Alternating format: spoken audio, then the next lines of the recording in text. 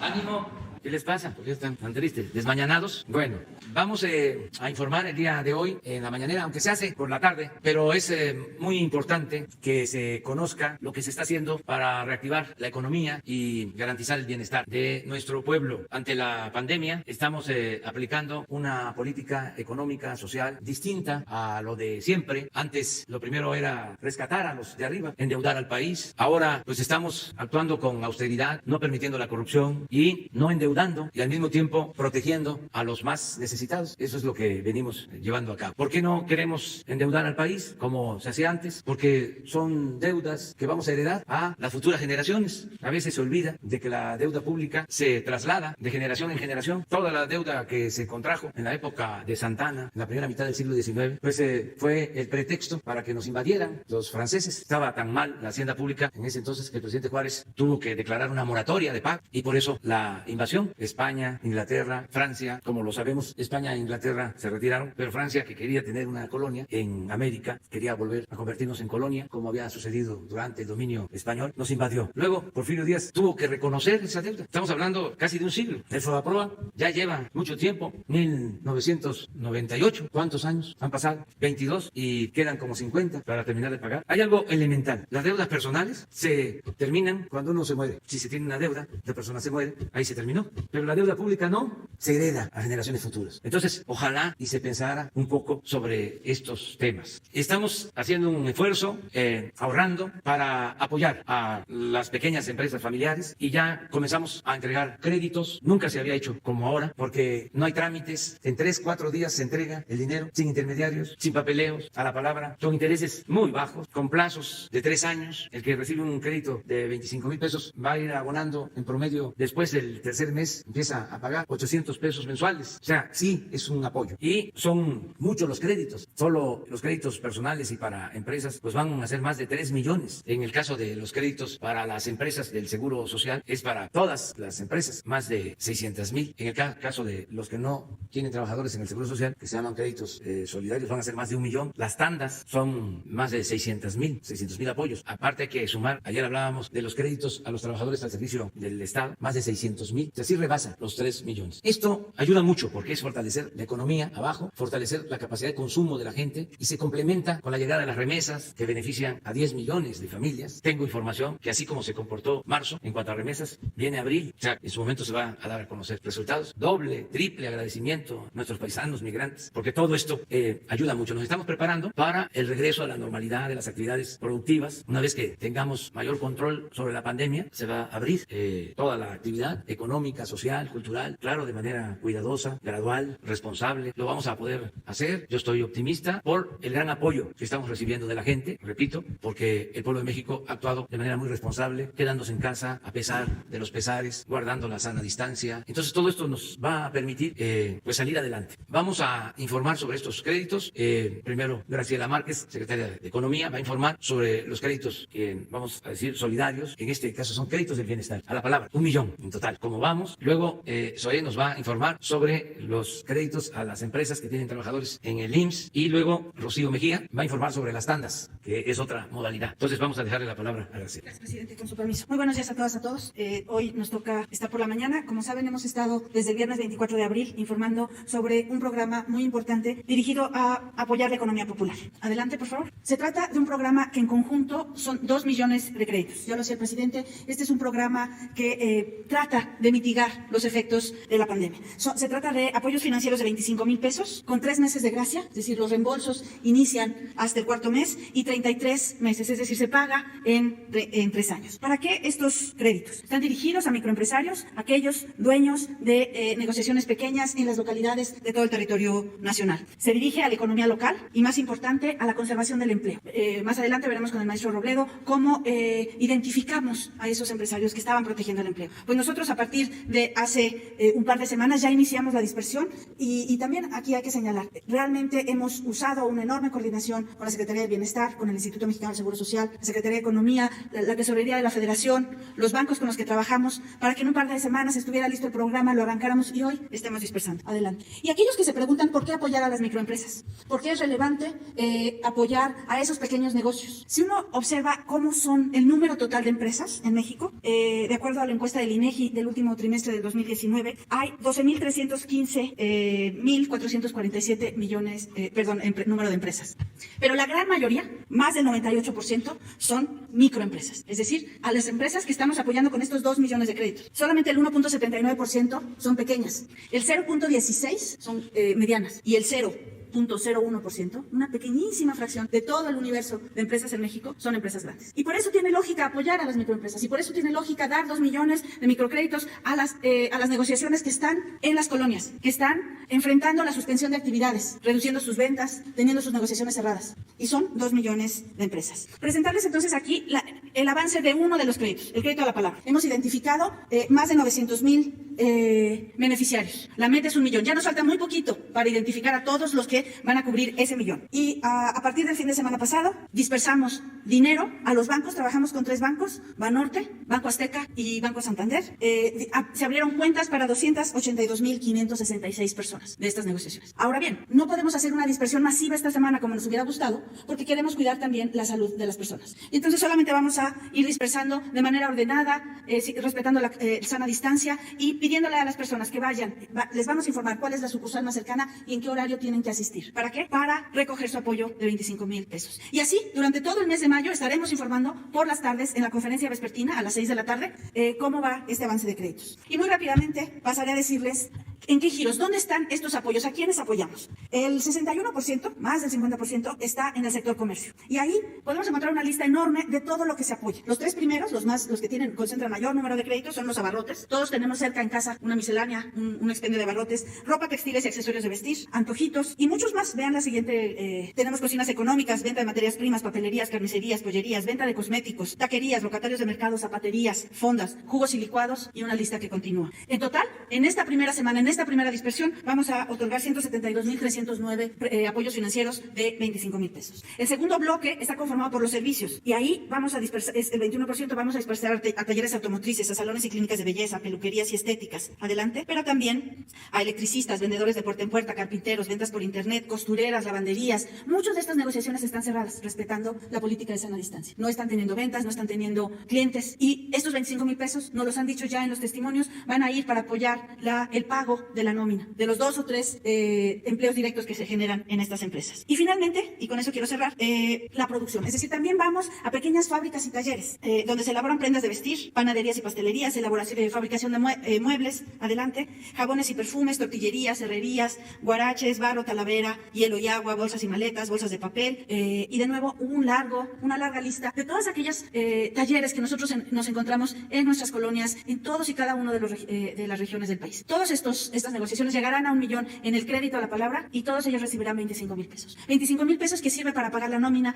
que sirve para resistir estos momentos de la enfermedad, pero sobre todo para tener listas a estas empresas, que son la mayoría de empresas del país, para que florezcan una vez que se reactive la economía, una vez que todos de manera conjunta abonemos al bienestar de las familias, de los microempresarios y con ello del bienestar de México. Muchas gracias. Ahora recordarles pues, entonces este es el crédito a la palabra, tenemos el crédito solidario que nos presentará el maestro Zoe Robledo y después un programa que arrancamos desde el año pasado, que es el programa de tandas. Muchas gracias y los esperamos en la tarde a las 6. Gracias. Muchas gracias. Con su permiso, señor presidente, muy buenos días a todas, a todos, especialmente a quienes nos están viendo y escuchando. Como se ha planteado desde el inicio, el planeta completo está viviendo 2 desafíos, una pandemia por coronavirus y los impactos económicos que esta ha traído consigo. En el primer caso, todos los sistemas de salud la atienden de manera similar con los mismos remedios, pero los impactos económicos, pues cada país, cada sociedad, cada gobierno determina cómo atenderlos y cómo aliviarlos. En ese sentido, como lo ha señalado el presidente López Obrador, el modelo de bienestar mexicano es diferente. Tiene 3 principios: el de eficiencia, que sea rápido, que sea oportuno, que llegue en el momento en el que es necesario. Segundo, la honestidad, y este es uno de los elementos más importantes. Aquí es a la palabra de las personas porque confiamos en ellos. Y tercero, la justicia. Nada más injusto que tratar igual a los desiguales. Y aquí hay este elemento de justicia se ha cumplido en este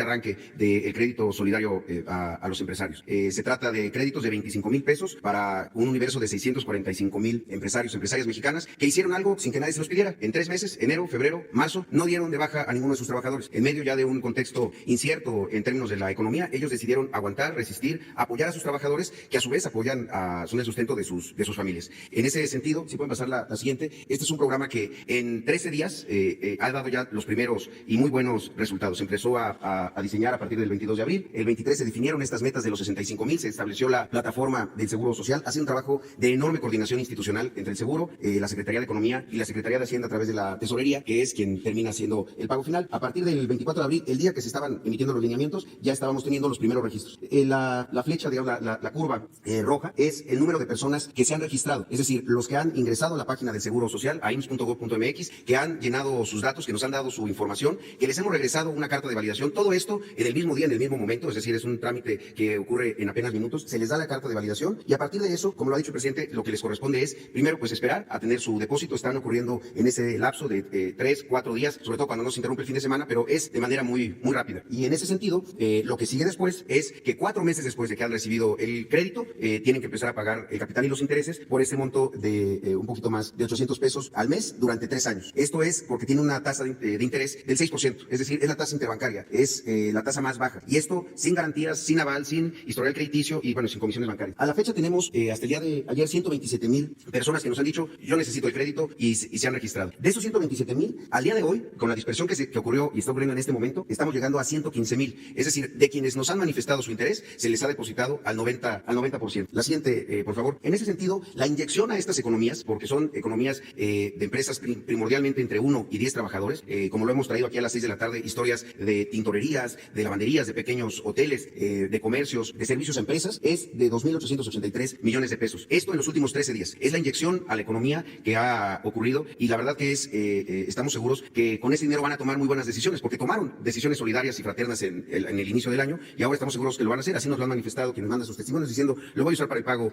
de mi nómina o lo voy a usar para algunos pagos de servicios, la luz, agua, renta, porque quieren mantener sus negocios abiertos, sus pequeños negocios, pero que son de grandes mexicanas y mexicanos, sin intermediarios, sin comisiones de banco. Directo es el pago de la tesorería a la cuenta que ellos nos han dado. Son cerca de 24 instituciones financieras diferentes con las que se ha trabajado para la dispersión. La siguiente. Ahora, es importante ver qué tipo de negocios son. La mayor parte son servicios para empresas, que son, como decíamos, estas reparaciones de fotocopiadoras, todo tipo. Incluso ahí está una parte de servicios personales, alimentos, en fin. Es una gama muy amplia de actividades. La otra es el comercio, con 35,000 créditos también. La industria de la transformación, que también tiene en este grupo un segmento importante. La construcción también. Y bueno, de ahí transporte, servicios, agropecuarios, extractivas, eléctrica y agua. Si pueden pasar a la siguiente, por favor. Esto es por tamaño de empresa. Entonces, las empresas de las 115,000 que han recibido, 108,000 son de entre 1 y 10 trabajadores. Son estas pequeñas empresas que generan mucho empleo y que son las que más mantuvieron a los trabajadores en los primeros 3 meses. Por eso es que ahora estamos no solamente agradeciendo, reconociendo, sino apoyándolos para que continúen en esa actividad. La siguiente, por favor. Estos son todos los días a las 6 de la tarde. Son testimonios que vamos llevando y pues los seguimos invitando a 2 cosas. Uno, a seguirse informando, a seguir accediendo a la página del Seguro. Son pasos muy sencillos para hacer: registro, validación, depósito y después el pago durante 3 años a partir del cuarto mes. El universo es de 645,000, llevamos 127,000 identificados. En este caso se identifican ellos mismos y acuden a pedir el crédito. Y a las 6 de la tarde estamos informando puntualmente del avance todos los días de los registros y de los depósitos. Muchas gracias, señor presidente. Buenos días, muchas gracias, señor presidente, por la invitación a rendir nuestro informe sobre cómo va este programa de microcréditos a la palabra, que, como bien se mencionó, arrancamos con esta administración en diciembre de 2018, diseñando precisamente un pequeño crédito para esa pequeña negocio, ¿no? Entonces, las tandas para el bienestar, como bien la bautizamos aquí, forma parte de los 30 programas prioritarios de este gobierno. Estamos buscando que entre estos 30, de manera integral, se combata pobreza, se combata marginación y impulsemos desde los programas sociales y estos programas económicos hacia adelante. Y le llamamos que es un esquema innovador y disruptivo. Ya se mencionó aquí también, porque es la primera vez, ya lo decía el presidente, es la primera vez que el gobierno coloca estos apoyos de manera directa, sin ningún intermediario, y en el caso de las tandas, pero tantísimo, porque las personas de estos pequeños negocios negocios, pues su única alternativa era financiarse con el abonero, con el prestamista de la colonia, y a tasas, ya saben ustedes, impresionantes. Entonces, el hecho de que tengan esta oportunidad de financiarse a tasa de interés cero, sin documentos, sin garantías, sin avales, prácticamente yendo a ver el negocio, visitamos ese negocio y vemos que las personas están trabajando. Este es lo que analizamos antes de diseñar estos programas, que no hay efectivamente una oferta que le esté dando satisfacción y que le esté dando salida a toda esta demanda de créditos y que pues no encontraban una alternativa. Y tenemos dos objetivos este año, es la consolidación de la empresa familiar, de la microempresa familiar, y como les habíamos comentado la vez pasada, la modalidad MES 13 de Jóvenes Construyendo el Futuro. Estas dos modalidades son las que arrancamos este año y estamos dando también como un tercer apoyo, mucha capacitación, seguimiento y asesoría. Son 3 requisitos simples para poderse incorporar en tandas por el bienestar: estar entre los 30 y los 67 años de edad, vivir en las zonas de muy alta, alta y media marginación y tener al menos 6 meses de operación. Con solamente estos 3 requisitos, y no estar en el sector agropecuario, ya tenemos los otros programas de la Secretaría de SADER que atienden este otro sector. Entonces, con solamente estos requisitos pueden obtener un primer apoyo de financiamiento por 6,000 pesos. Y tenemos datos de las personas sobre su escolaridad, tenemos datos sobre que la mayoría está en primaria y secundaria, tenemos que la mayoría tiene más de 2 años, eso también es muy importante, porque quiere decir que estos negocios ya se consolidaron. Saben ustedes que las estadísticas es que sí, estos arrancan y pasaron el primer año, año y medio, quiere decir que ya lograron estabilizarse. Y lo que estamos viendo aquí es, la parte económica es muy fundamental para ellos obtenerla, pero también lo más importante, y todas las encuestas que hemos hecho con ellos y los cuestionarios que les aplicamos a la hora de la capacitación, es que lo que más requieren es cómo puedo, si ya tengo este negocio, mi abarrotera desde hace 15 años, cómo puedo hacer para que crezca, cómo puedo hacer para que se mejore, cómo puedo hacer para tener una organización mejor. Y esas capacitaciones, como les habíamos comentado también ya, las estamos desarrollando en conjunto con la Conducef y con una fundación de cajas alemanas. Con ellos hicimos todos estos materiales y es gracias también al apoyo de los y las servidoras de la Nación, que ya se capacitaron también, que nos están ayudando a dar capacitaciones presenciales. Y esto está, pues ya ustedes pueden ver, personas, casi 40,000 personas se han capacitado ya y 12,000 servidores y servidoras de la Nación están capacitados en educación financiera. Y como la modalidad Jóvenes Construyendo el Futuro, como ustedes saben, ya varios de ellos están terminando su mes 12, ya tomaron oficios, ya trabajaron en empresas, en sectores de la administración, de las ventas, de servicios, profesionistas, y se les está ofreciendo esta alternativa. Si varios de ellos que tomaron oficios o aprendieron algún otro tema, pueden obtener estas tandas para el bienestar. Ya tenemos a la fecha de hoy, presidente, también informarle, 11,000 jóvenes construyendo el futuro están recibiendo su apoyo esta semana. ¿Qué quiere decir? Que ya se capacitaron, ya terminaron los 12 meses, se les está dando un curso de plan de negocio, porque una cosa es que tengan el oficio y otra es que ya puedan arrancar su negocio. Con todo esto ya 11,000 están recibiendo estos apoyos, varios de ellos son los que están prácticamente en estas imágenes. Y por último, en esta etapa de contingencia sanitaria que hicimos, se le está dando 3 beneficios a las personas que tienen y cuentan con una tanda. Que tengan 3 meses para diferir sus pagos, ahorita con la problemática económica que están reduciendo ventas, la mayoría, entonces que tengan marzo, abril y mayo, si no es que hasta junio, para poder diferir sus abonos. Segundo, los jóvenes construyendo el futuro están obteniendo ahorita de manera directa, sin previa visita, se está haciendo todo por teléfono, como estamos colocando los otros créditos. Y tercero, esto es muy importante, que los que venían reembolsando en tiempo y forma puedan acceder de manera directa a un segundo crédito de 10,000 o si prefieren, y les dan sus capacidades hasta uno de 25,000 pesos. ¿Y cómo lo estamos haciendo para informar a la población? Los y las servidoras de la Nación que se coordinan con la Secretaría del Bienestar están haciendo toda esta colocación de manera telefónica. Y decirles que la meta para este año tenemos, como dice el presidente, alrededor de más de 500,000 tandas se estarán colocando, ya llevamos 68,000 y este mes de mayo tenemos una colocación muy importante, vamos a tener que colocar alrededor de 150,000 más, porque para que, como bien menciona el presidente, ahorita que es cuando más se necesita, cuando estos negocios necesitan pagar nóminas, pagar materias primas, pagar insumos, pagar sus rentas, tengan ahorita la capacidad de recibir este recurso, se sostengan estos 2-3 meses y puedan con eso salir adelante. Este programa va a destinar 3,400 millones de pesos, que se suman a lo que bien decían tanto la secretaria como SOE, 25,000 y 25,000 millones de pesos. A esos 50,000 millones de pesos se suman además estos 3,400 para detonar la economía y para terminar, como bien dice el presidente, cambiar el modelo. Estamos destinando a los micro, a los pequeños, abajo de la pirámide para que sea esa demanda la que suba y detone la economía en estos tiempos. Muchas gracias. Bueno, pues esta es la información de hoy. Abrimos para preguntas y respuestas en general y también en lo particular. Buenos días, presidente. Misael Zavala, del Heraldo de México. ¿Qué pasa con la proyección de los matemáticos que le dieron ayer o antier, me parece? ¿Qué pasa con estos nuevos datos que les están proporcionando? Y sobre la reactivación económica, si ya llegaron algunas fechas de cuándo se va a reactivar, por ejemplo, el sector automotriz, el sector de la construcción, si con esa nueva proyección que le han dado cambian las fechas y si nos puede ahondar un poco más acerca de esta reunión que ha tenido con los expertos. Bueno, nos reunimos en efecto con expertos, con los médicos científicos que están conduciendo todo el plan para enfrentar la pandemia. También se consulta a los matemáticos, a los que hacen las proyecciones, y no han habido modificaciones sustanciales o no hay nada que pueda significar alarma. Va todo de acuerdo a lo que ellos pronosticaron en cuanto al desarrollo del número de casos y los sitios en los que hay más contagios. Si ustedes recuerdan, se definieron primero 7 entidades federativas, ¿no? 7 sitios. Quintana Roo, particularmente Cancún, aunque también Playa del Carmen, Tabasco, Villahermosa en particular, Sinaloa, Culiacán en especial, y Baja California, básicamente Tijuana, originalmente, y el Valle de México, que incluye el Estado de México y la Ciudad de México. Entonces, en estos casos, el comportamiento es el que se proyectó. Estamos reforzando con médicos, especialistas, equipos, Quintana Roo y Baja California. Ayer se enviaron ventiladores y equipos a las 2 entidades, a Quintana Roo y a Baja California, y se va a continuar apoyando. Aquí se está ampliando también el número de camas con equipos, me refiero al Valle de México, y luego ya se hizo una selección de otros sitios, otros estados. Hoy tenemos una reunión por la noche para fortalecer estos nuevos estados. Se trata de Morelos, sobre todo Cuernavaca, Guerrero, Oaxaca, Veracruz y Puebla, Tlaxcala. Ya me soplaron aquí.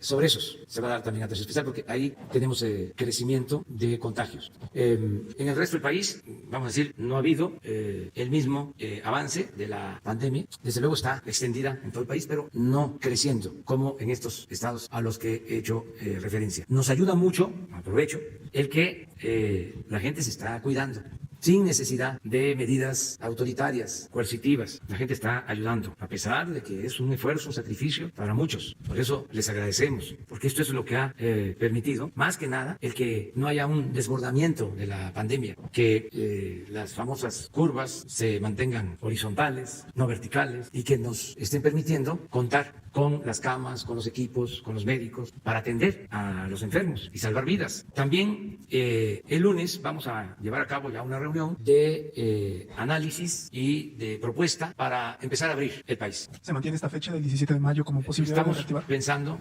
que pueda iniciarse el día 17, pero en municipios donde no hay casos y donde también no tienen vecindad con municipios que tengan personas afectadas. Es decir, municipios que en todas sus colindancias no tienen problema. Hay una cantidad considerable de municipios. Ha ido avanzando la pandemia, el contagio, pero se han quedado regiones completas en donde no hay casos, que eso es muy importante. Entonces, ahí con mucho cuidado, con cerco sanitario, ahí podríamos, esto va a depender del comportamiento de estos días, iniciar actividades. Y luego un calendario ya definido a partir de actividades económicas y del nivel de contagios. Ayer que nos reunimos, se habló de una especie de semáforo, una aportación que hizo Marcelo Ebrard, de poner en verde, donde no hay problema, amarillo, de sí hay contagios, pero pocos, y en rojo donde sí hay problemas. Y a partir de ahí empezar a ver las actividades económicas, cuáles, industria de la construcción, las empresas de exportación, la rama automotriz, el turismo y otras actividades. Desde luego, esto incluye el regreso a clases, que también tiene que ser escalonado, cuidado, todo tiene que ir acompañado de un protocolo de salud, de un protocolo sanitario. Pero ya vamos a hacer una presentación de este plan la semana próxima. Presidente, y por último, hablaba usted de 3 millones de créditos en total en general. Esa es la meta, digamos, 3 millones. No pasa porque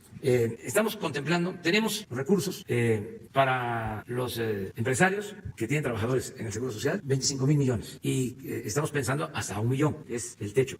Para empresas familiares del sector formal y del sector informal, lo que se llama crédito a la palabra, es otro millón. Tenemos 25,000 millones también. O sea, ahí van 50,000 millones, 2 millones de créditos. Luego, las tandas son 600,000 para este año, 3,500 millones. Luego, los créditos para trabajadores al servicio del Estado son como 620,000 créditos, 620,000. Pues son como 35,000 millones, nada más en esto, porque los créditos son de mayor cantidad para el ISSSTE. Luego, tenemos los créditos de vivienda directos del Infonavit, del FOBISTE y de la Secretaría de Desarrollo Urbano. Sin problema, van a llegar a 1 millón. O sea, si hacemos el recuento, lo vamos a hacer. Estamos hablando de más de 4 millones, casi 5 millones de créditos a la economía popular familiar. A esto hay que añadir todos los empleos que se generan, tanto con los créditos de vivienda como con los programas sociales y con los programas de infraestructura. Ya la semana próxima damos a conocer los informes sobre el inicio de los trabajos del Tren Maya en 3 tramos ya. Estamos considerando que son 30,000 empleos por tramo. Ayer hablaba yo del programa de La Escuela es Nuestra. Ese programa va dirigido en esta nueva etapa a 25,000 escuelas que reciben o 150,000 pesos o 200 o 500,000, de acuerdo al número de alumnos. Y el dinero llega directo para que la Sociedad de Padres de Familia contrate maestros, albañiles, peones, trabajadores de la construcción y compren cemento, varilla, lo que se requiere para mejorar los baños, ampliar el plantel educativo, hacer bardas, canchas de usos múltiples o aulas de usos múltiples, en fin. Entonces todo eso genera empleos. La refinería, vamos a destinar 12,000 millones de pesos más para la rehabilitación de las 6 refinerías.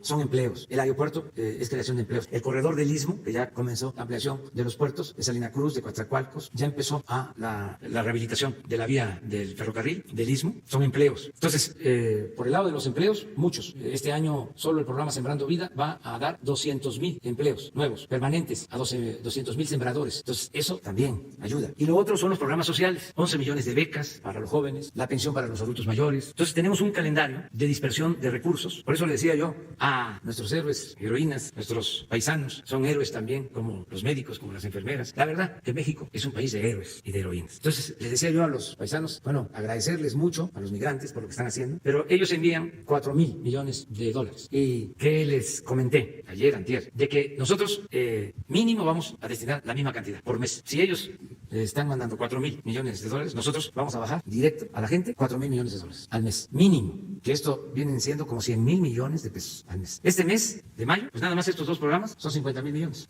Pero muchos otros también se están aplicando. Tenemos un calendario de la dispersión por mes. Ayer tuve precisamente una reunión con los servidores públicos de la Secretaría de Hacienda para hacer la proyección, que no nos falten los recursos, y me garantizaron que tenemos recursos para el plan y sobre todo para estos meses, que es cuando más necesitamos inyectar fondos a la economía. Esa es la estrategia, ese es el plan. Adelante, atrás. Buenos días, presidente. Vania Pilleno, de Pie de Página y Amapola Periodismo. Esta mañana el Centro de Derechos Humanos de la Montaña, Tlachinolan, alerta que hay 70 camiones en Tlapa, en esta región que concentra la mayor parte de población indígena en Guerrero, y vienen del estado de Sinaloa, que es uno de los estados con más contagios de COVID. Y la pregunta de este Centro de Derechos Humanos es ¿qué están haciendo específicamente por garantizar que esta población vulnerable no esté más vulnerada con esta situación de la pandemia? Y también preguntan sobre la seguridad alimentaria, porque justamente estamos escuchando de los créditos que su gobierno está dispersando, pero ¿cuáles son las acciones específicas para estados como Guerrero, como Michoacán, como Oaxaca, como Chiapas, en donde hay poblaciones apartadas que también están temiendo de la crisis que se avecina por la seguridad alimentaria? Gracias. Bueno, en primer caso vamos a investigar porque no se puede permitir este tipo de actividades. Hay que cuidar que no haya contagio y lo vamos a ver de inmediato. El caso de los jornaleros, vamos a ver. Sí, de todas maneras lo vamos a ver. Cerca de lo segundo que planteas, son los más pobres los que están recibiendo más ayuda en Guerrero, en Oaxaca, en Chiapas. Estos créditos le están llegando más a los más pobres y todos los programas sociales. Pero a ver, lo explico de manera sencilla. Estamos apoyando ya como al 60% de todos los hogares de México. Vamos a llegar al 70%. Cuando menos con un apoyo, ya sea un crédito, sea una beca, sea una pensión, al 60%. Pero abajo, a los más pobres es prácticamente a todos. Ya debemos de estar en el 98% de los hogares pobres de México. Y ahí va a ser al 100% el apoyo. En el caso de Guerrero, hablas de la alimentación. Ahora mismo estamos distribuyendo en Guerrero, en la montaña y en todo el estado, fertilizante gratuito para todos los productores de Guerrero. Y en particular para los más pobres que están en la montaña, aunque en Guerrero, en todas las regiones hay pobreza. Es de los estados con más pobreza y desgraciadamente es el estado con más hambre, con más desnutrición. Por eso se está dando una atención especial. Y lo vamos a seguir haciendo. En el caso de Guerrero. Y hay otra pregunta, insistirle en este tema que ayer contestaron varias organizaciones, sobre todo también la Red Nacional de Refugios, con la otra pandemia que es pues la violencia feminicida, presidente. Ayer mencionaba que hay fraternidad familiar, pero después de esta declaración que usted hace, pues lo refutan decenas de organizaciones que justamente están insistiendo con este punto de la violencia y el aumento de las llamadas. Es garantizar la libertad a todos. Nada más repetir, nosotros protegemos a todos, le damos atención preferente a los pobres y desde luego que protegemos a las mujeres. Hay un programa amplio de protección a las mujeres. Estamos en contra de la violencia que se lleva a cabo contra mujeres, el feminicidio. Constantemente estamos trabajando en eso. Pero desde luego, si hay críticas, pues es normal que exista. Vivimos en una sociedad democrática. Eso es lo que puedo decir. Buenos días, presidente Paul Velázquez de Los Mochis, señor Ungaz, muchas gracias. Antes que nada, agradecerle a usted y al maestro Zoe por la acción que tuvieron de respaldar a los médicos. El día de ayer recibí muchos mensajes de ellos donde agradecen que les hayan dado la oportunidad de resguardarse. Y si pudiera tener, maestro, usted un colaborador o un enlace, porque me han llegado otras situaciones muy parecidas. Presidente, quiero hablar de héroes. De 3 héroes, un grupo de ellos, se lo acaba de mencionar, los mexicanos que trabajan en el extranjero, mayormente en Estados Unidos. Ellos tienen 2 preocupaciones. Su estatus legal no les permite acceder ni a salud ni a un patrimonio.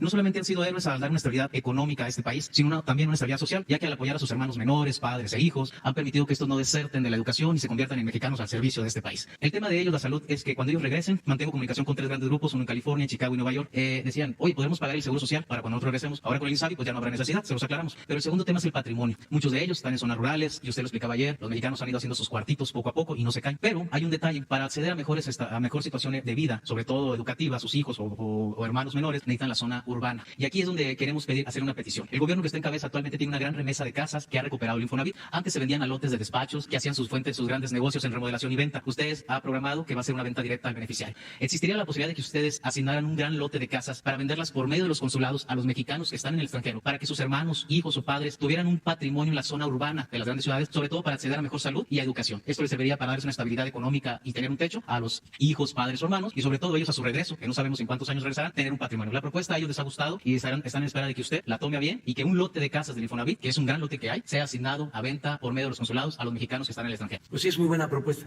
El Infonavit está cambiando, está llevando a cabo acciones distintas a las que se implementaban anteriormente. Por ejemplo, se están reestructurando créditos. Eso lo informo para que la gente que tiene preocupación porque van atrasados o pagan y no terminan de pagar, pues ya hay un plan para eso. Ahora que se dan estas conferencias por la tarde, que va a estar seguramente el director del Infonavit hoy, que les hable de esto. ¿Qué otra cosa está haciendo el Infonavit? Bueno, se están dando quitas, es decir, el que ya pagó el 90% de su crédito, se le condona el 10% y ya se le entrega la escritura. Eso es importante. Que lleva 90% pagado, ya se le quita el 10% faltante. Lo tercero, que es muy importante, ya no se les entregan a los abogados o despachos las carteras vencidas de los trabajadores con créditos en el Infonavit. Eso servía para cometer grandes injusticias. Hay denuncias de despojo de departamentos, de casas, por parte de estos despachos.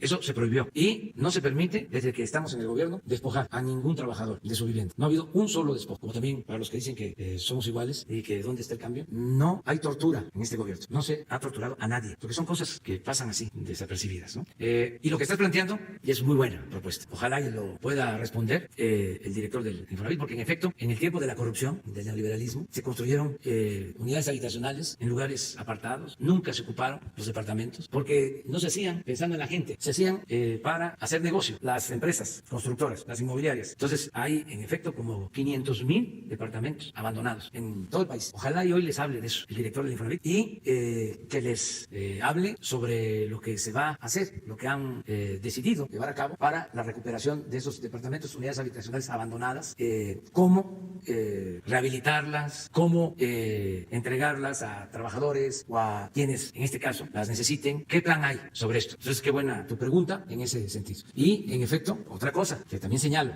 se garantiza en México el derecho a la salud, es decir, atención médica, medicamentos gratuitos. Eso ya está en el artículo 4 de la Constitución y nuestros paisanos que regresan, todos los mexicanos, tienen derecho a ser atendidos en centros de salud, en hospitales del INSABI. Gracias, presidente. El segundo tema de otros héroes de quiero hablar. El ejército mexicano son héroes que desgraciadamente el periodo pasado de los gobiernos anteriores fueron dilapidando su nombre. Hoy están reestructurando y levantando el nombre y la prueba es la obra de Santa Lucía. Ojalá en las próximas semanas pudiera volver el general Vallejo a darnos cómo van los avances aún con pandemia. Pero en este país hay cierto crimen organizado, delincuencia organizada, que son los empresarios. ¿Existe la posibilidad de que el ejército mexicano tomara bien, empezar a hacer otra actividad que es la venta de combustibles? Puesto que actualmente los mexicanos son víctimas de empresarios con precios voraces a pesar de que el precio está mucho más abajo. Le hablo el caso en Sinaloa, el norte del estado, hay precios muchísimo más altos que en las comunidades cercanas, donde se dice que ciertas gasolineras pertenecen a ciertos grupos de crimen organizados y pareciera que realmente la delincuencia organizada son los empresarios de cuello blanco. ¿Existe la posibilidad de que el ejército mexicano empezara a tener más puntos de venta, gasolineras, tanto ellos como la Marina? ¿Hay algún proyecto de que ellos empiecen a atender esta problemática y dolencia de este país? Bien, yo sí quiero aprovechar ahora para decir que los empresarios mexicanos actúan con responsabilidad. La mayoría, son muy pocos los que se portan mal. Pero esto sucede en todos los sectores. Esto aplica para el sector magisterial, aplica para los legisladores, para los servidores públicos. Nada es uniforme, homogéneo. ¿O ustedes creen que todos los legisladores se portan bien? Yo diría la mayoría bien, pues sí hay algunos que no. Los servidores públicos lo mismo, nosotros. Pues eso pasa con los empresarios. La mayoría se porta muy bien y son muy pocos. Entonces, tenemos que matizar y no irnos a la descalificación contra los empresarios. Yo sé que ese no es tu propósito, pero es importante aclarar que nosotros no estamos en contra de los empresarios. Siempre he dicho que el que trabaja, invierte, genera empleos, merece respeto, protección. El que logra un patrimonio con trabajo de acuerdo a la ley, merece respeto. No todo el que tiene es malvado. Yo estoy en contra de la riqueza malavida, de los que utilizan un cargo público, una relación y mediante el tráfico de influencia o la entrega de contratos, de bienes, se hacen inmensamente ricos. De la noche a la mañana, se hacen grandes con la riqueza malavida. Esos son los que no deben de permitirse, o esos son los que hay que señalar, incluso estigmatizar, como corruptos, porque también antes a estas personas se les veía como ejemplo a seguir. Se les decía incluso a los hijos, estudia para que cuando seas grande seas como don fulano, un reverendo ladrón. No perdían ni siquiera su respetabilidad y ellos mismos decían, qué barbaridad, cuántos robos. El ladrón era el que se robaba una gallina, el que se robaba un pavo, el que se robaba una bolsa en el mercado, el que se robaba un cilindro de gas, el que se robaba la ropa tendida en el patio.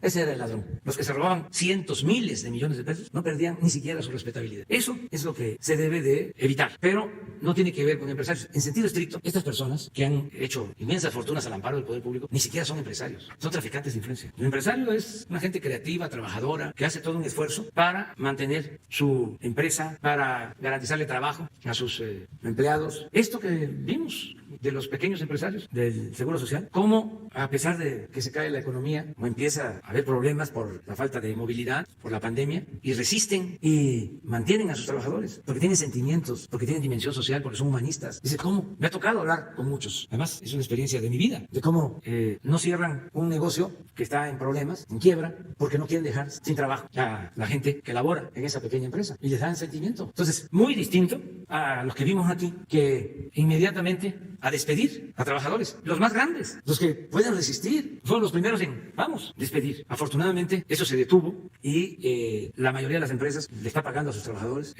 Miren, para que vean lo que sucede con las políticas neoliberales. En diciembre se perdieron 400,000 empleos del Seguro Social. En diciembre, que no había crisis. Pero realmente no es que se quedaran sin trabajo los empleados, los trabajadores. Es que con el outsourcing, para no pagar prestaciones, los quitan del seguro. Una cosa rarísima. Y ahora, ¿cuántos han perdido el empleo? ¿Cuántos? 500,000 con el coronavirus. Pero solo en diciembre, sin coronavirus, 400,000 por esa otra pandemia de injusticia. Por eso tenemos que seguir poniendo orden para que haya justicia, pero sí decir que los empresarios, en su mayoría, apoyan. Y sobre las gasolineras, no va el ejército a actuar en esto, no se va a ocupar de esto. Hay un buen ejemplo que tiene la Marina, que se debería de seguir, pero por particulares. Tienen una gasolinera aquí en la Ciudad de México, en el sur de la ciudad, en Tasqueña, que hay colas siempre. Es la mejor gasolinera. Esto dicho por la gente, además, porque lleva años así, porque ahí desde el principio se daban litros de a litros y se mantenía a buen precio. Pero eso es un asunto muy ejemplar. No van a tener ni la defensa ni Marina gasolineras más que para sus necesidades básicas. Y luego tú. Buenos días, presidente. Yo quería preguntarle qué opina de las descalificaciones del gobernador de Puebla, Miguel Barbosa. Él dice que si el Valle de México se satura en algún punto con enfermos de COVID-19, se enviarían los enfermos a Puebla. ¿Esto está en el plan cuando el Valle de México llegue a la saturación? Gracias. No, son cosas distintas. Se va a atender Puebla porque está creciendo el número de contagios, ya lo mencioné, así como el Valle de México. Ahora hay otros sitios, otras ciudades que requieren de apoyo. Y un estado y la capital, Puebla, va a ser reforzada, o sea, todos vamos a ayudar para que se tengan las instalaciones, las camas, ventiladores, médicos, especialistas, todo. Hoy tenemos esta reunión en la noche. Vamos a nombrar un representante del gobierno federal en cada uno de los estados para estar pendientes. Les puedo decir que la subsecretaria de Gobernación va a estar en Puebla, Diana Álvarez. Todo esto lo estamos haciendo para reforzar. Acuérdense de que hemos hablado que tuvimos, entre otras cosas, dos oportunidades, ¿no? Corrimos con suerte. Una que no nos pegó de inmediato, la pandemia, como sucedió en Europa, y nos dio tiempo de prepararnos, porque si no, la verdad, hubiera sido muy difícil. Ya hemos hablado de cómo estaba el sistema de salud. Todavía está débil, pero estaba en el suelo, en ruinas, y lo hemos levantado. Ahí vamos. Nos dio tiempo para eso. ¿Cuántos ventiladores se tenían, por ejemplo? No llegaba ni a 1,000, y ya tenemos como 10,000. ¿Cuántos especialistas teníamos? 1,000. Me refiero en terapia intensiva. Se han ido formando, capacitando, consiguiendo 8,000. Así es, ¿no, maestros? Entonces, esto nos ayudó. Y luego nos ayudó también a prepararnos que la pandemia no está afectando parejo todo el país. Entonces, primero, estos 7 estados: Quintana Roo, Tabasco, Estado de México, Ciudad de México, Sinaloa y Baja California. Segundo, lo que ya mencioné: Guerrero, Oaxaca, Puebla, Morelos, Veracruz. Entonces, esto nos permite ir avanzando. Presidente, pero Barbosa dice que la Secretaría de Salud está mintiendo con las cifras, y pues ayer en una conferencia... Es que hay estas opiniones, ¿no? Que también, insisto, pues debemos de aceptarlas, porque somos libres. Ayer el doctor Narro también opinó y fue muy cuestionado, pero pues tiene derecho todos.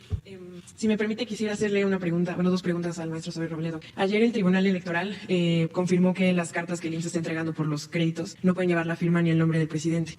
¿Acatará el IMSS pues esta decisión del tribunal? Sí, ya. Pero, sí, no, desde luego que sí, lo vamos a acatar. Simplemente, como lo hemos mencionado, todos los días aquí a las 6 de la tarde estamos informando. Justo el 30 de abril, mientras estábamos aquí, llegó la notificación, primero del INE, de la Comisión de Vigilancia. El día que llegó la notificación, nosotros ya habíamos hecho el cambio de esa carta.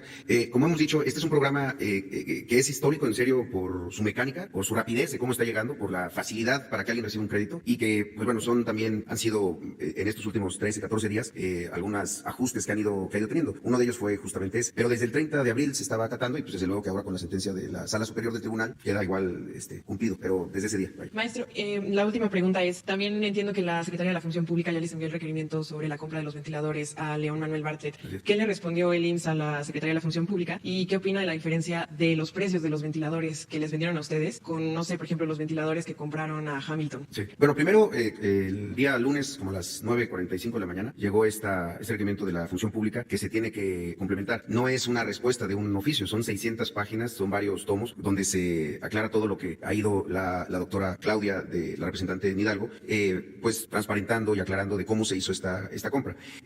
Sobre las condiciones, como ella misma lo ha señalado, el tema tiene que ver con varios elementos. Uno de ellos es la oportunidad, es decir, cuándo llega un ventilador, cuándo alguien ofrece que lo va a entregar y que cumple esa fecha. En este caso se cumplió las fechas acordadas. Hay otros elementos de criterios de empresas que piden adelantos, por ejemplo, anticipos. Incluso hay quienes han llegado a solicitar el 100% del anticipo y sin fianza. Pues eso no es posible, toda vez que pues alguien puede entonces pues simplemente desaparecer. En este caso no era así, no había una petición de anticipo, era simplemente el pago a partir de la entrega de los ventiladores. Otro elemento que es importante es los modelos. Hay modelos que son portátiles, hay otros modelos como estos que son fijos, se llaman adultos pediátricos, que sirven para niños y para adultos. Hay quienes incluso han intentado vender ventiladores neonatales que no sirven en este momento y que intentan hacer ahí alguna cosa irregular. En este caso son ventiladores adulto pediátricos, no son portátiles. Y la otra es, que es bien importante, el tipo de marca, no solo el modelo, sino la marca. ¿Por qué la marca es importante? Porque al final de cuentas es lo que permite que en los contratos vengan cláusulas de mantenimiento y reparación. Uno puede comprar una marca que no conoce o que no está establecida en el país o que no tiene historial en el instituto, y en el momento en el que se pueda averiar, no se cuente con las piezas o con el personal que sabe cómo repararlos. Todos estos son los criterios que una doctora como ella,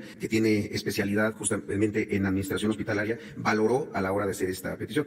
Hace unos días alguien decía que había otro oferente, porque todo esto, esta información la tienen ustedes porque nosotros la hemos transparentado. Está en Compranet, está todo ahí. Y uno de los elementos que era uno de los oferentes estaba ofreciendo ventiladores más baratos, sí, pero de una marca que no conocemos y con una solicitud de 50% de anticipo. Todo esto configura un elemento de decisión a quienes hoy están al frente de las representaciones y que tienen que tomar decisiones a partir de algo llamado factor vida, que es lo que puede servir para poder atender. Pero es un tema que, como usted ha mencionado, la Función Pública hizo el requerimiento y se le va a contestar a cabalidad en los plazos establecidos. Gracias. Gracias. Buenos días. Juan Hernández, del periódico Basta, del Grupo Cantón.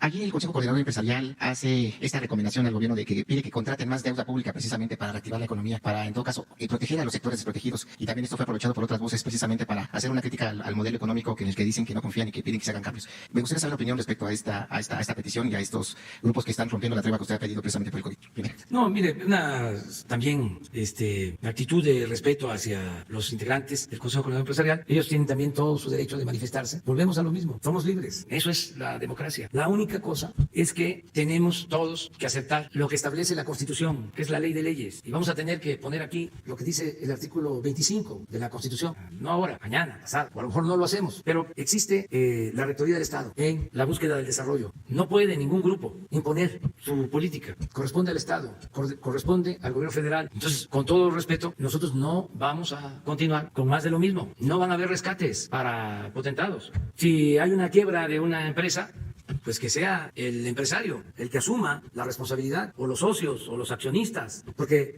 el Estado tiene que proteger a todos y no actuar otorgando privilegios para nadie. Se tiene que poner por delante el interés general, el interés de la mayoría de los ciudadanos, y de manera humanitaria atender con preferencia a los pobres. Es una gran injusticia, es una inmoralidad utilizar al Estado para rescatar a empresas o a instituciones financieras en quiebra. Si se trata de rescate, pues hay que hacerlo pensando en los que más lo necesitan. No regresar a lo que sucedió con el FOBAPROA, de bancos quebrados, banqueros ricos. No socializar las pérdidas y privatizar las ganancias. ¿Cómo se van a convertir en deuda pública las deudas privadas? No coincidimos en eso, pero no es ahora, de siempre.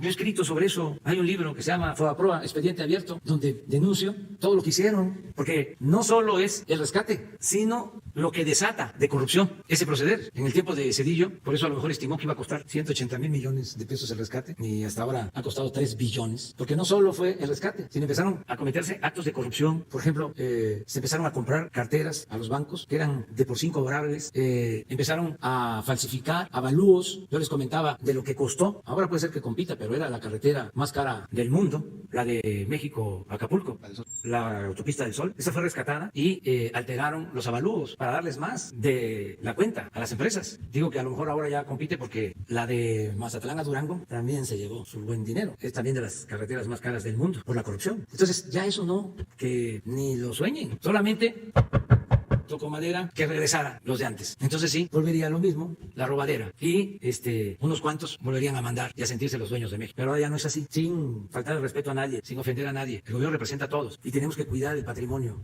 de los mexicanos. Eso es lo que puedo comentarte. Y esa es otra pregunta para el maestro Soy Robledo. Si nos puede un poquito platicar sobre esta puesta en marcha del autódromo, bueno, de la unidad del autódromo Hermano Rodríguez, cuándo inicia operaciones, cuáles van a ser los elementos precisamente para recibir pacientes, cómo va a ser el proceso de trabajo. Y gracias. Con su permiso, presidente. Sí, muchas gracias. Como en el tema del autódromo, el proceso que hemos llevado a cabo durante ya, ahora sí, meses en el Seguro Social y en todas las instituciones, es el de la reconversión hospitalaria. Eso significa hospitales que tienen áreas todo el tiempo destinadas a diferente tipo de padecimientos, de tratamientos, de atenciones, se convierten en una pandemia a atender un solo tipo de enfermedad, en este caso el COVID. Y tiene que ser un balance entre lo que se tiene ya necesidad de mantener y lo que se tiene que crecer de manera muy rápida y emergente. En ese sentido, el Seguro Social ha reconvertido hasta el momento 184 hospitales. 184 de los 250 hospitales de segundo nivel, más los de tercer nivel, estos son los centros nacionales, las UMAES, las unidades médicas de alta especialidad, y se han ido reconvirtiendo con varias estrategias. Una de ellas, por ejemplo, es la derivación de algunos tratamientos, de algunas urgencias y los partos y las cesáreas con el convenio que se tiene con los privados. ¿Esto qué significa? En el momento que los privados atienden a las embarazadas derechohabientes del IMSS, pues podemos liberar camas ahí para atender COVID. En ese sentido, en estos proyectos de reconversión, como lo ha dicho aquí el presidente, la parte más importante es seguir atendiendo a los pacientes críticos, los que van a necesitar un ventilador mecánico, y también a los que necesitamos tener en un proceso de terapia intensiva o de hospitalización, y que son atendidos por estos equipos COVID encabezados por especialistas que son infectólogos, neumólogos, internistas, urgenciólogos, que son los que están siempre en la primera línea de batalla, junto con otros médicos y desde luego las enfermeras y todo el equipo paramédico. En este caso del hospital del Autódromo Hermano Rodríguez, que tiene su fecha de apertura para el próximo 13 de mayo, es decir, el miércoles de la próxima semana, es un modelo un tanto diferente. ¿De qué se trata? Muchos pacientes que tienen una comorbilidad, un factor de riesgo, ya sea diabetes, hipertensión o algún otro de este tipo, podrían ser enviados de manera ambulatoria. El 80% de las personas que se contagian y que buscan atención médica tienen un tratamiento de orden ambulatorio, es decir, están en su casa porque sus síntomas son leves. Pero hay un grupo que está justo pasando ahí que puede desarrollar síntomas más severos, que puede enfermarse y ponerse grave, y que este tránsito de su casa y en esos días, como lo ha dicho el doctor López-Gatell, tener una afectación respiratoria, además en muy poco tiempo, pues entonces preferimos tenerlo en observación. Es una observación en una instalación hospitalaria, con oxígeno hospitalario, con todas las medidas que tiene cualquier hospital, y que es atendido por un grupo de médicos, un especialista que está acompañado de otros especialistas, pero diferentes, cardiólogos, geriatras,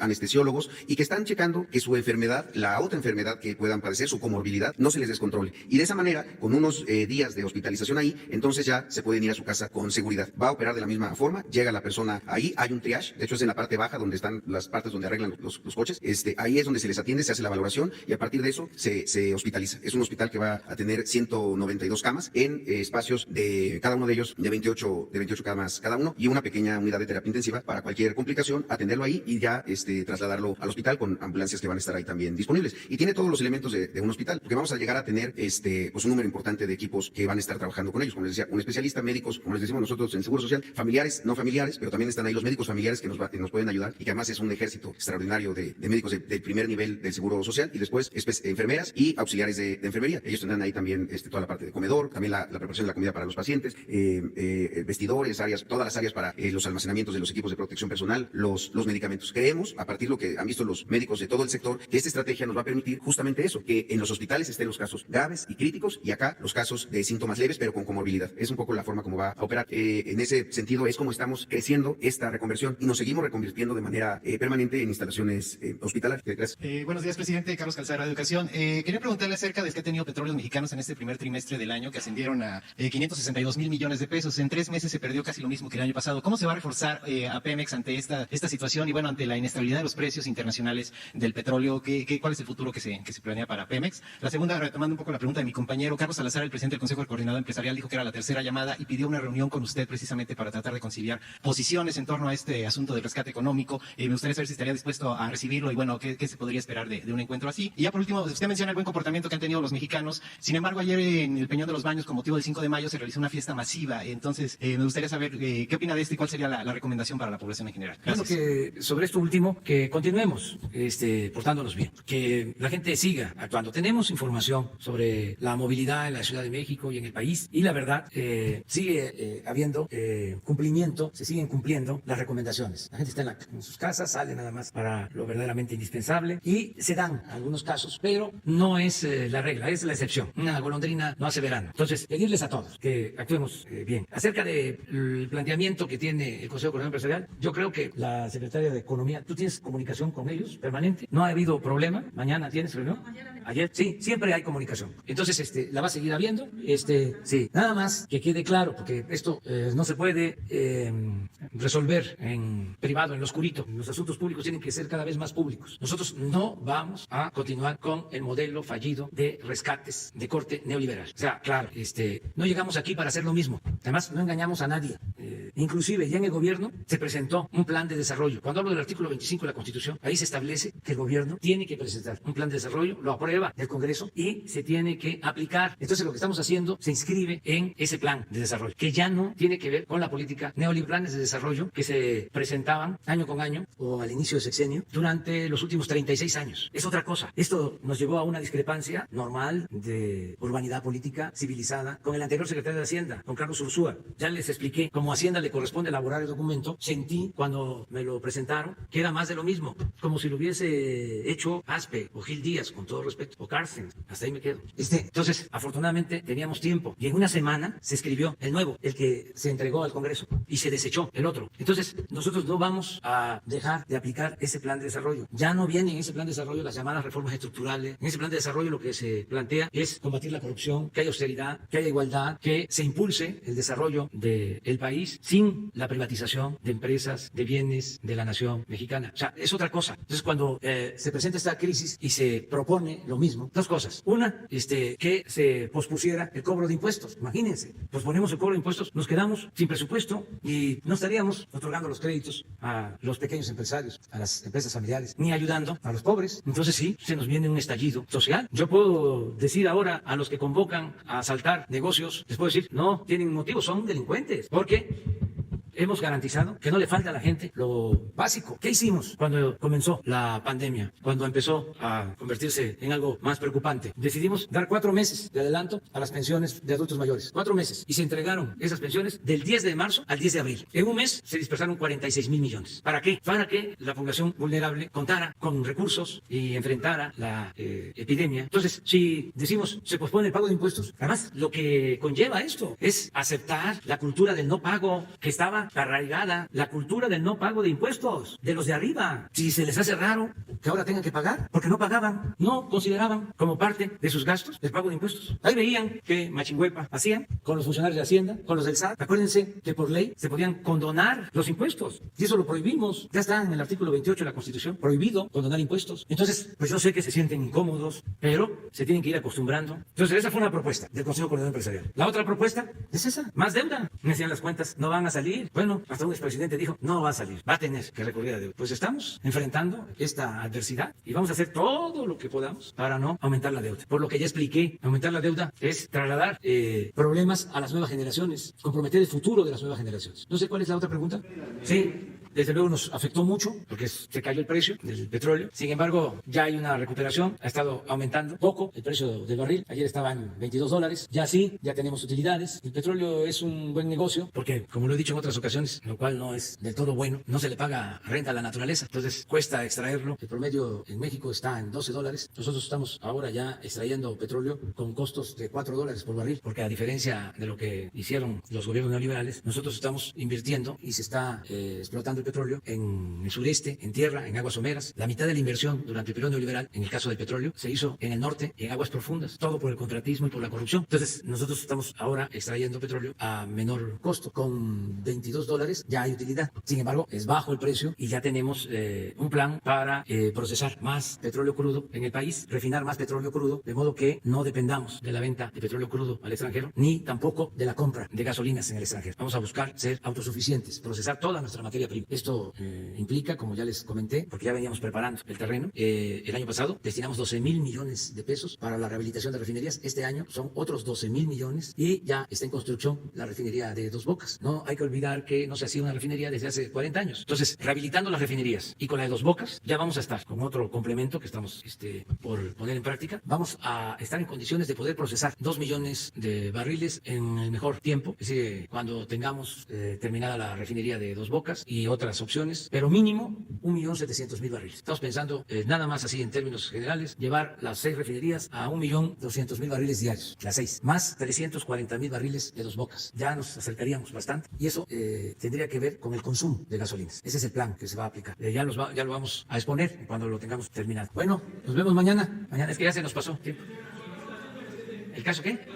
La Federación Pública durante el gobierno del presidente Calderón dio carpetazo y archivó 12 denuncias de policías en contra de García Luna que están relacionadas desde enriquecimiento ilícito, vínculos con el narcotráfico, abuso de poder. Quiero preguntarle primero su opinión sobre este carpetazo que le dieron a esas investigaciones y también si esto sostiene el dicho del presidente Calderón de que su gobierno no estaba enterado de las relaciones de García Luna con el narcotráfico. Mire, vamos a dejar esta respuesta a la gente. La formulaste muy bien, o sea, está muy clara. Entonces la respuesta se la dejamos a los mexicanos. Bueno, después yo doy mi opinión, pero ya es muy claro lo que está sucediendo. Vamos a esperar a que termine el juicio del señor García Luna, porque seguramente va a declarar. Tiene que dar a conocer si actuó solo o había una relación de complicidad y también tiene que decir quiénes actuaban con él. Todo esto en el caso de que resulte culpable, porque es un juicio y va a ser el tribunal en Estados Unidos el que va a decidir. Lo otro, pues ya se sabe que había encubrimiento durante todo el periodo neoliberal. Tampoco es de un gobierno. Yo les recuerdo un solo asunto, porque ejemplificar ayuda, si no hablamos, ¿no?, sin pruebas y sin elementos. ¿Se acuerdan cómo se criticaba al exgobernador de Coahuila, Moreira, Humberto Moreira? Campaña, ¿no?, porque había endeudado Coahuila, acusaciones de fraude, de lavado de dinero, pero constante, sobre todo de un partido. Bueno, ahora estoy recordando que este señor también fue presidente del PRI. ¿Qué pasa? Llega Peña Nieto a la presidencia y es todavía el licenciado Peña Nieto, y es todavía presidente electo, todavía está como presidente constitucional Felipe Calderón, como en noviembre del, ¿qué será?, 2012. Y la antigua Procuraduría expide un oficio exonerando de los delitos al exgobernador Moreira. ¿Quién lo había acusado? Pues el partido del presidente constitucional. Entonces se le exonera. Luego viene otra campaña y vuelven a decir los de ese partido hay que enjuiciar al señor Moreira. Y ahí me tocó pues mostrar el oficio donde lo habían exonerado. Entonces, ¿por qué engañar a la gente? Si se hacen enjuagues, si se hacen acuerdos. Entonces, no es novedad que se haya actuado así. Antes se fabricaban delitos o se exoneraba a quien se protegía desde arriba. Así era. Entonces, pero en el caso de García Luna, pues hay que esperar a ver qué dicen en Estados Unidos, cómo va a estar el juicio. Yo ahí también pediría, porque se trata de limpiar, pero bien, de arriba para abajo. No simular, no a los chivos expiatorios, sino acabar con la corrupción. En serio, ahí habría que investigar cuál es la responsabilidad de funcionarios de Estados Unidos, cómo se hicieron los acuerdos entre gobiernos, porque había una estrecha cooperación. Tan es así que cuando García Luna se va del país, va a Miami, no se fue a París. Entonces, ¿cómo estaba ahí el enjuague? Pero además, ¿en qué consistieron las operaciones que llevaron a cabo de manera conjunta la Secretaría de Seguridad y la DEA? ¿En qué consistió lo de la introducción de armas, el acuerdo entre gobiernos? A ver, ¿para qué nos andamos preguntando tantas cosas? ¿Por qué no se le pregunta? Bueno, si quiere él también, porque es libre de contestar, pero sería bueno saber si el expresidente Calderón sabía o no lo de la entrada de armas en el operativo de Rápido y Furioso. Nada más eso. ¿Y por qué lo permitió? Si lo sabía. ¿Para qué vamos a meternos en más cosas? Con eso. Y ese es un expediente abierto. Pero eso lo tiene que resolver la gente. O sea, no, pues bueno, que lleven a cabo el procedimiento de consulta. Sí, pero también de democracia. El pueblo manda, en mi caso, mandar obedeciendo. Que la gente opine, que se lleve a cabo una consulta y que pues todos participen, que hay que reunir firmas y yo les digo lo que ya he sostenido. No he cambiado de parecer. Yo siento que lo importante es ver hacia adelante y que estos personajes no representan, nunca van a ser los protagonistas de una transformación. Nuestro pueblo, nuestra nación tiene muchas fortalezas. Entonces hay que pensar más en eso. Hay que pensar más en sacar adelante a México. A veces lo que molesta, pero nada más, y uno tiene que serenarse y autolimitarse. Lo que más molesta es la hipocresía. Eso sí molesta. Los jóvenes, eso sí calienta. Pero ni modo, ni modo. Y tiene que ser la gente primero. Y otra cosa que es importante, la justicia no solo es castigar a los responsables, es crear condiciones para que no se repitan actos arbitrarios, crear condiciones, que nunca más sucedan abusos de autoridad, actos de corrupción. Por eso a veces considero que es más eficaz poner al descubierto el fracaso rotundo del modelo neoliberal. Es muchísimo más constructivo estigmatizar a los corruptos. Porque, ¿qué estaban logrando? Lo que pasa que es muy fuerte la herencia cultural en México y no pudieron. ¿Pero qué buscaban? Que todos nos volviéramos corruptos. No se llegó a decir, pues, que la corrupción era parte de la cultura del pueblo. Y los dichos, el que no tranza no avanza. Y político pobre, pobre político. Y lo que decía el alazán tostado, Gonzalo N. Santos. Con todo respeto lo digo, porque además él lo escribió, está en su memoria. No lo estoy inventando, o sea, no fue de oídas. Lo escribió. La moral es un árbol que da moras y sirve para una... Sí, allá por Palenque. Eso era lo que estaba prevaleciendo. Y lo otro, los aviones de lujo. Imagínense, presidente de un país con 60 millones de pobres en un avión de este tamaño, que no lo tienen los jefes de Estado de los países con más desarrollo. O sea, ¿de dónde salen esas ínfulas de prepotencia, esa arrogancia? Entonces, todo eso es lo que está ahora a debate. Y esto es lo que nos está llevando a buscar una sociedad mejor. Esto es una gran contribución. Por eso, entre más debate haya en los medios, mejor. Y en las redes. Porque se expone todo. No se oculta nada. Antes no se podía tocar al intocable y era obedecer y callar. Ahora no. Ahora hay libertades plenas. Entonces, vamos hacia adelante. Y sin desearle mal a nadie. Y no odiar.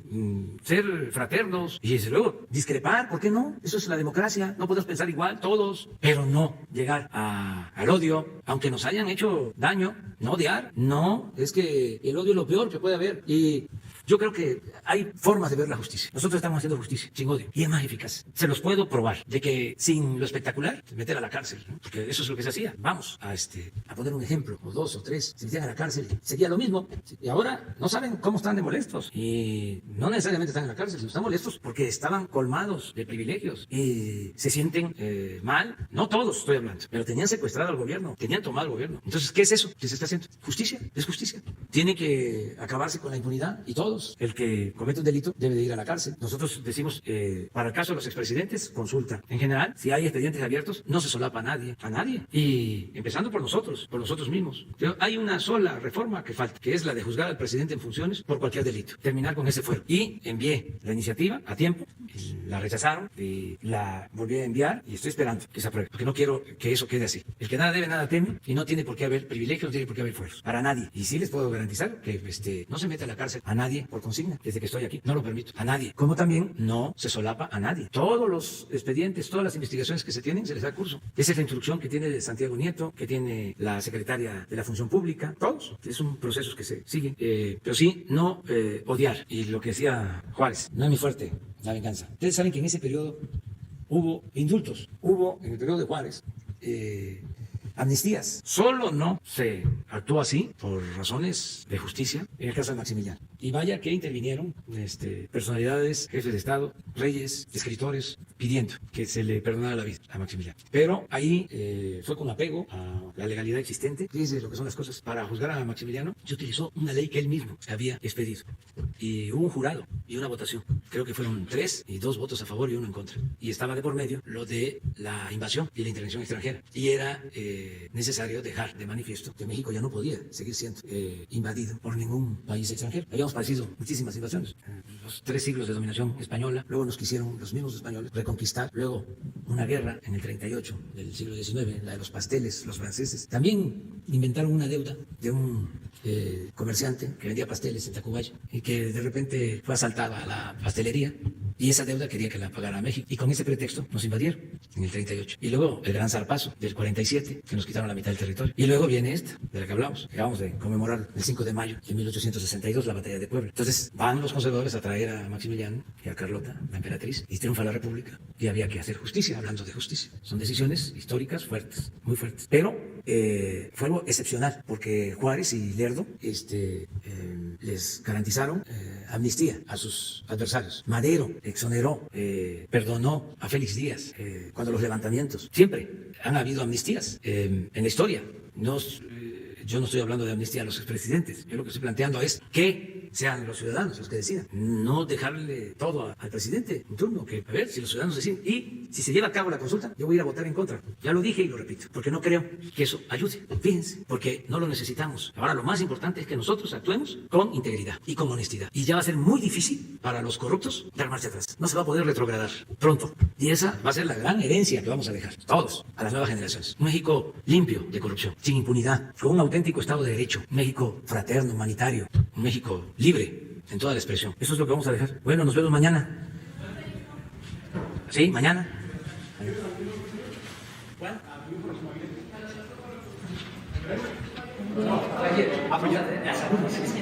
Pero para lo de los gobiernos que van a tener a Puebla y eso digo. Eso es hoy. Las 8. Es de salud. Gracias.